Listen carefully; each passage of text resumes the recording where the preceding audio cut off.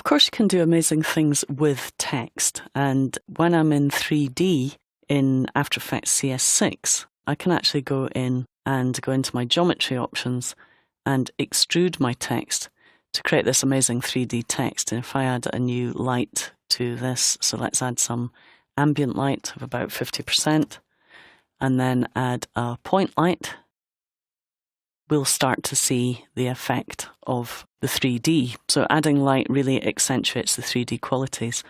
Now I can go in there and I can add bevels and stuff like that to the text, and it's great. But I find that it's fairly limited what you can do with text. You can adjust the whole of it, and you can add animators to do things like adjust the position and skew, rotation, opacity. But what I recommend doing sometimes is actually converting text to shape layers, because that gives you some different options. So let's have a look at that. We go to Layer, Create Shapes from Text, and again we can go in and we can extrude.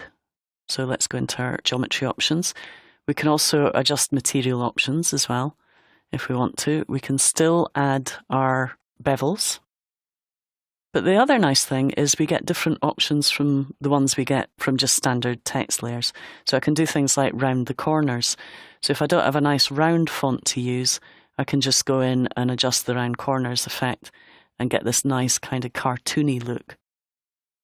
I could also add, let's say, maybe a little bit of a twist in there.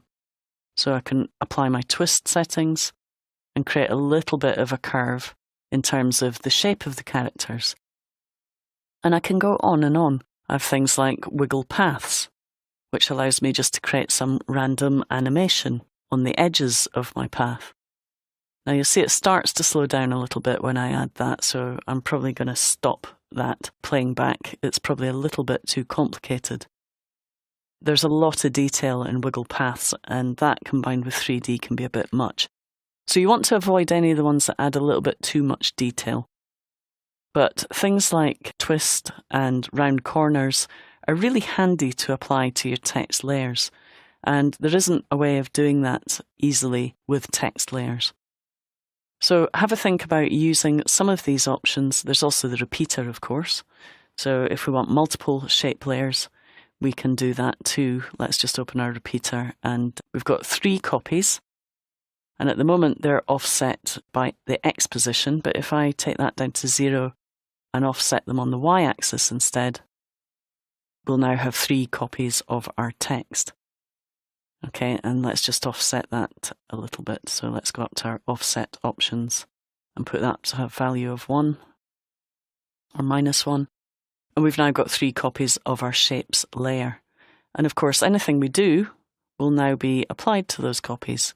So we can do things like rotate them and create all sorts of amazing effects using our operators, scale some of them down, okay, so that they scale over time. And it's just a lot of fun. So I really recommend that you have a play with shape operators on text by converting the text to shapes, and then applying some operators and having a bit of fun.